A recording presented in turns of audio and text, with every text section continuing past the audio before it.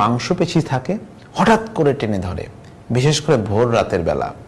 যে কোনো বয়সেরই এটা হতে পারে এবং ওই আধা ঘন্টা এত বেশি ব্যথা থাকে এবং ঘুম তো ভেঙে যায়, ওখানে হাত দিলে দেখা যায় প্রচণ্ড শক্ত হয়ে আছে।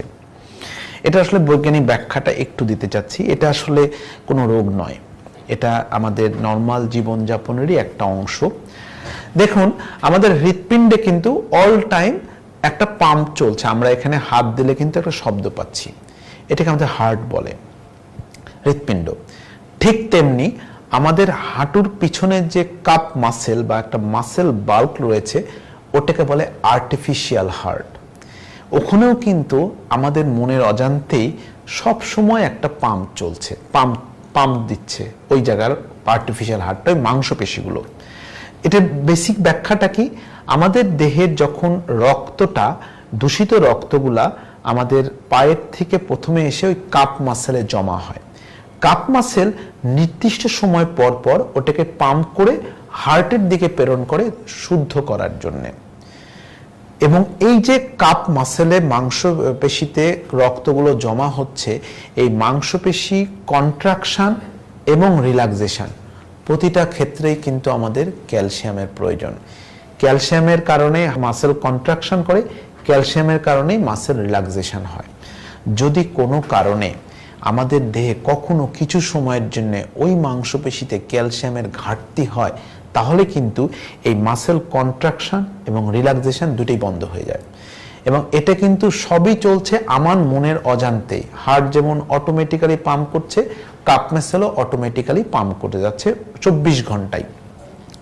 ঘুমের মধ্যে যদি কোনো কারণে এটা হয়ে থাকে, ওই মাংসপেশিতে ক্যালসিয়ামের কোনো কারণে ঘাটতি হয়েছে, তাহলে 2 থেকে 3 সেকেন্ডের মধ্যেই অনেক রক্ত এসে ওখানে জমা হয়ে যায়।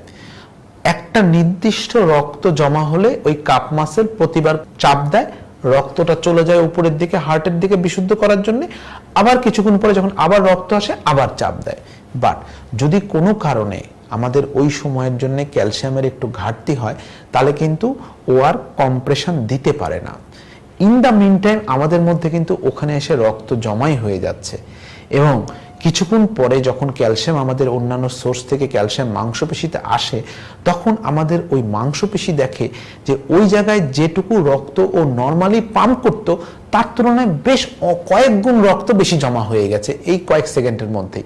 তখন আমাদের এই মাংসপেশিগুলো করে কি, অতিরিক্ত রক্তটাকে পাম্প করার জন্য অনেক বেশি ফোর্স দেয়। এই ফোর্সটা যখন ও দেয়, এটা কিন্তু বডিটা ঠিক রাখার জন্য, ওই রক্তগুলো উপরে উঠানোর জন্য।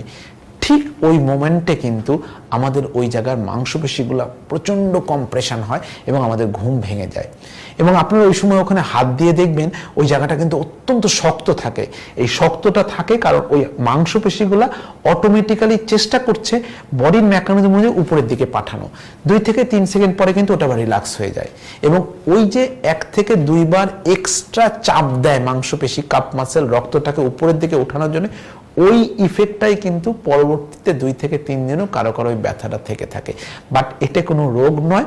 অনেক সময় এগুলো নিয়ে রোগীরা যদি আমাদের কাছে আসে, আমরা রোগীটাকে ব্যাখ্যা করে বুঝিয়ে দিই এবং হয়তো একটু ক্যালসিয়াম আর একটু মাসেল রিল্যাক্সেশন দিয়ে দিই এবং রোগীগুলো কিন্তু এটাতেই অনেকটাই ভালো।